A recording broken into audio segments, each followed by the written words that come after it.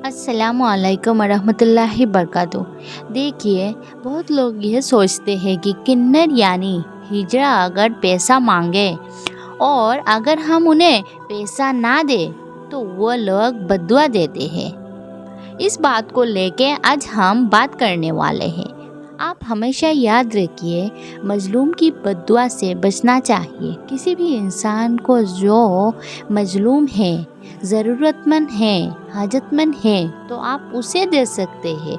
वो मर्द हो सकता है, औरत हो सकती है, वो किन्नर हो सकता है, मतलब मुकन्नस आदमी हो सकता है या मुकन्नस औरत हो सकती है, वो कोई भी हो सकता है। आप किसी को भी दे सकते हैं। लेकिन एक गलतफहमी हमारे यहाँ पाई जाती है कि किन्नर जो होते हैं वो कमज़ोर है और कमज़ोरी की अल्लाह दुआ सुनते हैं, बद्दुआ सुनते हैं, तो लोग उनके बद्दुआ से बड़े डरते हैं और खौफ खाते हैं। लोग ये सोचते हैं कि जो किन्नर यानी हिजड़ा लोगों के पास आके पैसा मांगते हैं और अगर लोग उन्हें पैसा ना दे तो वो ताली बजाते हैं और ताली बजने से वो बद्दुआ दे देते हैं, क्योंकि उनका मानना ये है कि वो ताली बजाने से अल्लाह को राज़ी कर लेते हैं, ईश्वर भगवान को राज़ी कर लेते हैं। वो इसीलिए ताली मारते हैं कि उनकी बातें सुनी जाए, क्योंकि वो कमज़ोर होते हैं। तो मैं एक बात क्लियर करती हूँ, किन्नर कोई कमज़ोर नहीं होता, वो अल्लाह ताला की मुकम्मल मखलूक होते हैं, वो भी एक ह्यूमन बीइंग है। एक्चुअली प्रॉब्लम ये है कि किन्नर लोग ये कहते हैं कि उनको हक नहीं मिला समाज में। ये समाज का एक अटूट हिस्सा है, याद रखिए।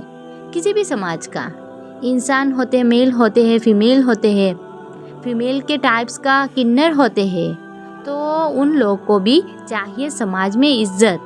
तो मैं ये कहूँगी कि उनको भी समाज में रखने का हक है। इस्लाम ने उनको पूरा हक दिया है। हार्मोनली वो जिस तरफ ज़्यादा होते हैं, अपने को वो समझने का हक और राइट है। लेकिन किन्नर की बद्दुआ उन्हें ऐसे ही पैसा नहीं देने से लग जाएगा, ये गलत है। ऐसा नहीं है। मजलूम की बद्दुआ से बचना चाहिए, वरना तो बहुत मुश्किल हो जाएगा। कोई भी आपके पास आएगा और आके कहेगा कि मुझे 1000 रुपये दो, मुझे अपने फ़ोन दे दो, मुझे अपने सामान दे दो। नहीं देगा तो बद्दुआ देना शुरू कर देगा कि अल्लाह आपके ये कर दे, अल्लाह आपको वो कर दे। तो आप सोचेंगे कि ये मुझे बद्दुआ दे रहा है, उसकी बद्दुआ लग जाएगी। तो ऐसा नहीं होता है। एक्चुअल में मजलूम की बद्दुआ से बचना चाहिए। जो जानकर ज़बरदस्ती आपके पैसे लेना चाहता है, वो कितना भी बद्दुआ देता रहे, उसकी बद्दुआ उस पर उल्टा पड़ेगी।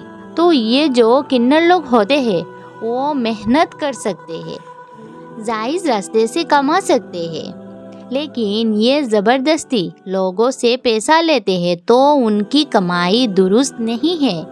कोई भी ऐसा काम जिससे आदमी देना ना चाहता है लेकिन उससे ज़बरदस्ती लिया जा रहा है, तो ज़बरदस्ती किसी मुसलमान के दिली खुशी के बगैर उसकी कोई चीज़ लेना या छीनना ये सरासर हराम है, और उसके ज़रिए जो आमदनी हासिल होती है वो भी हराम है। तो उनकी बद्दुआएं कबूल नहीं होती है।